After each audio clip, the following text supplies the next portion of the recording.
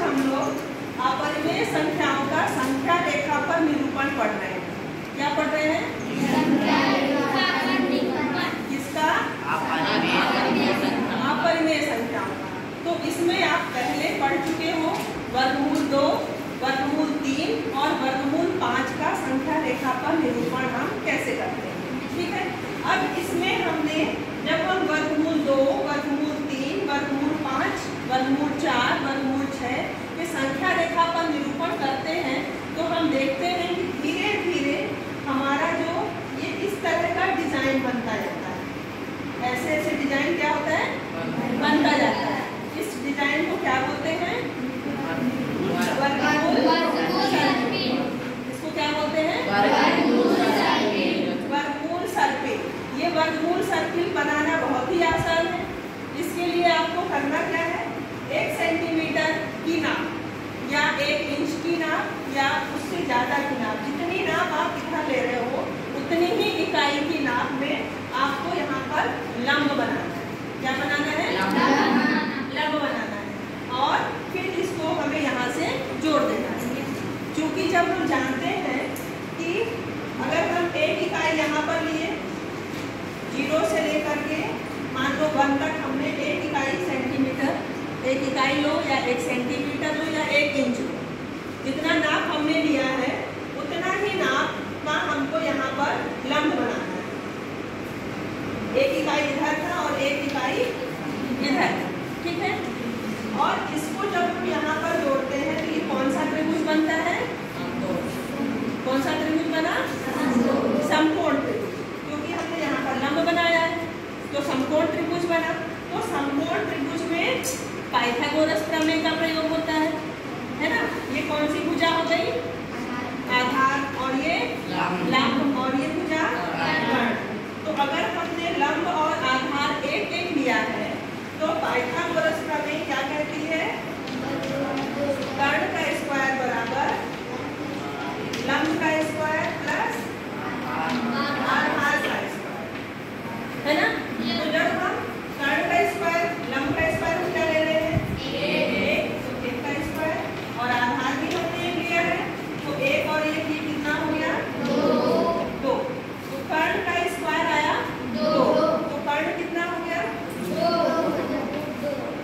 कर्ण √2, square है √2, sorry कर्ण का square कितना है? 2 है, तो कर्ण कितना हो जाएगा? √2 हो जाएगा।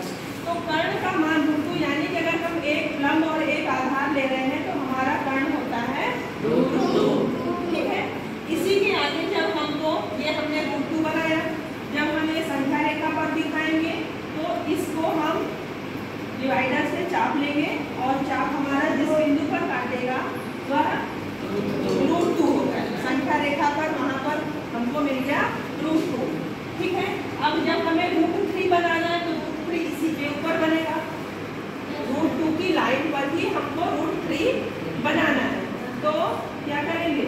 इस पर √2 की लाइन पे हम फिर से लंब बनाएंगे, और लंब हमारा एक इकाई का ही होना चाहिए, क्योंकि जब हम पाइथागोरस प्रमेय लगाएं √2 का स्क्वायर 2 और 1 का स्क्वायर 1 कितना हो जाएगा? 3, तो कर्ण बनेगा √3। तो 1 से ज़्यादा अगर हम लेंगे तो फिर हमारा गलत होगा, संख्या रेखा पर हम गलत जगह पर अपनी ड्रॉ करेंगे। इसलिए हमको हर बार यहाँ पर लंब बनाना है 1 इकाई का, ठीक है। तो ऐसे बनाते हुए हमारा धीरे धीरे ये वर्गमूल सर्पिल बनता है ना। तो देखो, तुमको अभी मैं कागज पे भी करके दिखाती हूँ और तुम लोग हमारे साथ में करो, ठीक है।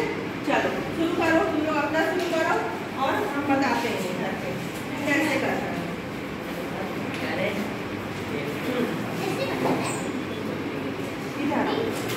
मान लो कि हमने यहाँ पर ये ले लिया स्केल से 1 इकाई, यानी 1 इंच का हमने यहाँ पर ले लिया, हमने यहाँ पर बनाया 1 इकाई का, इसको हमने 1 लिख दिया, और 1 इकाई हम इधर बना रहे हैं, और ये बिल्कुल सीधा होना चाहिए। ये हम कैसे देख लें? अपने कागज़ को हम बिल्कुल ऐसे सीधा मोड़ेंगे तो ये हमारा 90 अंश का कोण बन रहा है, ये ठीक है। ये एक इकाई हमने 90 अंश का कोण बनाते हुए यहाँ पर इस तरह से ले लिया और इसको क्या कर देना है, यहाँ से जोड़ देना है। बन गया समकोण त्रिभुज, ये बन गया, ठीक है। और ये हो गया √2। अब इसके ऊपर हमें फिर से कोण बनाना है 90 अंश का। तो 90 अंश का कोण बनाते हुए पहले तो ये 1 इंच पे हम अपनी स्केल को ऐसे रखें और इस कागज़ को हम प्रॉपरली ऐसे फोल्ड कर देंगे। ये फोल्ड कर दिया और ये हम यहाँ पर इस तरह से लाइन बना दिया एक इकाई का, और इसे हम यहाँ से कहाँ से जोड़ना है, 0 से। हमारा जो सेंटर है वो 0 है, तो हमें हर बार 0 से ही जोड़ते जाना है। ये बन गया √3, ठीक। अब इसी के ऊपर फिर √4 बनेगा। यहाँ फिर से हम 1 इंच पे रखें और कागज़ को प्रॉपरली इस तरह से ऐसे मोड़ दिए, ठीक है। मोड़ के इसको फोल्ड किया, अनफोल्ड किया और ये ऐसे, ये हम देख रहे हैं कि हमारा ये धीरे धीरे बढ़ रहा है ना। ये √4 बन गया। √4 का मान कितना होता है, 2। हाँ, वेरी गुड। √4 का मान 2। अब यहाँ पर फिर से उतनी ही दूरी ले रहे हैं जितनी मैंने पहली बार ली थी, उतनी ही दूरी लेना है। कागज़ को ऐसे फोल्ड किया और इसको यहाँ से ऐसे कर दिया और इसे जोड़ दिया। आपको ऐसे ही बस करते जाना है हर बार और आपका वर्गमूल सर्पिल बनता जाएगा, ठीक है।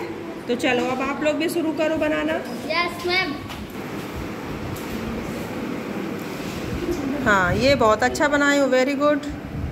ये इस तरह से तुम्हारा वर्गमूल सर्पिल ये बढ़ते जा रहा है ना। हाँ, बहुत अच्छे। हाँ, बनाओ बेटा।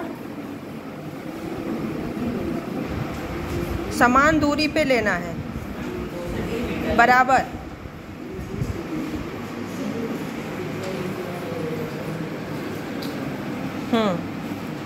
ठीक, सही है।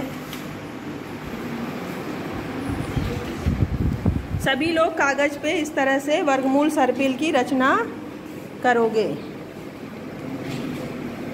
हाँ, ये बन गया समकोण त्रिभुज। इसके आगे का बनाओ। √2 हो गया तुम्हारा।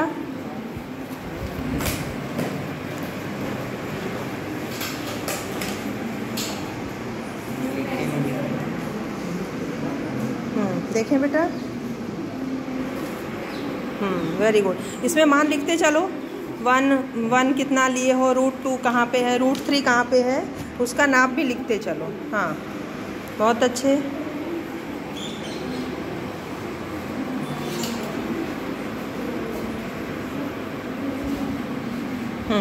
ठीक ठीक, बिल्कुल सही।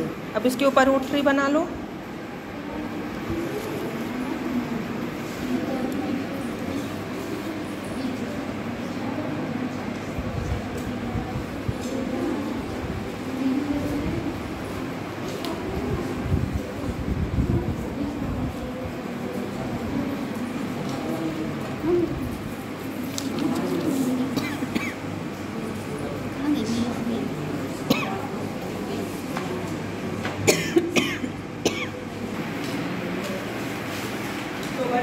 जिस तरह से आप लोग अभी ने वर्गमूल सर्पिल बनाना सीखा, तो अभी आपने छोटे पेज में बनाया है।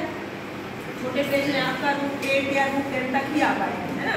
और अगर आपको बड़े पेज में बनाना है तो बड़े पेज में जैसे मैंने बनाया है यहाँ √16 तक। इसके आगे हम √17, √18 बनाते जाएंगे, तो ये हमारा जो वर्गमूल सर्पिल है ये इसको कवर करते हुए और बड़ा बनता जाएगा, ठीक। तो इस तरह से आपने आज सीखा कि हम वर्गमूल सर्पिल की रचना कैसे करते हैं। तो वर्गमूल सर्पिल का काम क्या है, संख्या रेखा पर अपरिमेय संख्याओं का निरूपण कैसे किया जाता है।